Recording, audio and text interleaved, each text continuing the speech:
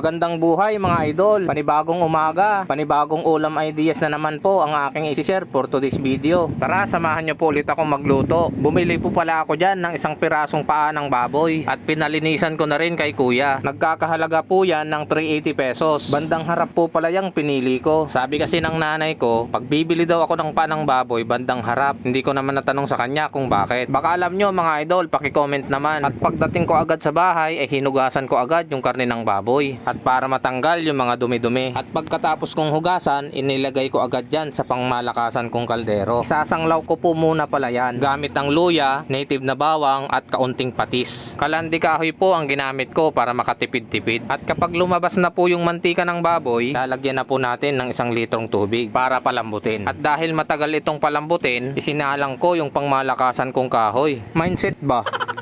After 2 hours na pagpapalambot, finally malambot na yung karne natin. Set aside muna natin ito. Naglagay na pala ako dyan ng mantika sa kaldero at isinunod ko yung native na bawang at saka sibuyas. Mekos-mekos ng kaunti at pagkatapos ko igisa yung bawang at saka sibuyas, agad ko na rin inilagay yung munggo. Yung ginamit ko po palang sabaw dyan, yun yung ginamit ko pinangpalambot sa karne. At pagkatapos kumulo yung tubig, inilagay ko na po pala dyan yung 2 pirasong kamatis. At isinabay ko na rin po pala dyan yung kaunting bagoong. Takpan po ulit natin yan at hintayin lang po natin lumambot yung munggo. At habang nagluluto, nakita ko yung tanim naming sili. Akalain mo yun at nagkabunga na, magagamit natin ito sa pagluto ng munggo. At dahil malambot na yung munggo natin, after 35 minutes, ilalagay na natin yung dahon ng ampalaya at siling haba na pinitas natin. At dahil mabilis lang maluto ang dahon ng ampalaya, ilalagay na natin yung pinalambot natin na karne. Takpan ulit natin at hintayin natin kumulo. At pagkatapos kumulo, titimplahan na natin ito gamit ang Ajinomoto at konting patis. Halo-haluin lang po natin ito ng bahagya para kumalat yung nilagay nating pampalasa. At kung nahalo-halo na po natin ito, sesentensyahan na po natin ito kung pasok na ba ito sa ating panglasa. At dahil goods na yung lasa, at kung nagustuhan nyo po itong recipe ko na to mga idol, pakipusuan naman itong video ko na ito. Pa-share na rin po at pahit ng follow. Maraming salamat po.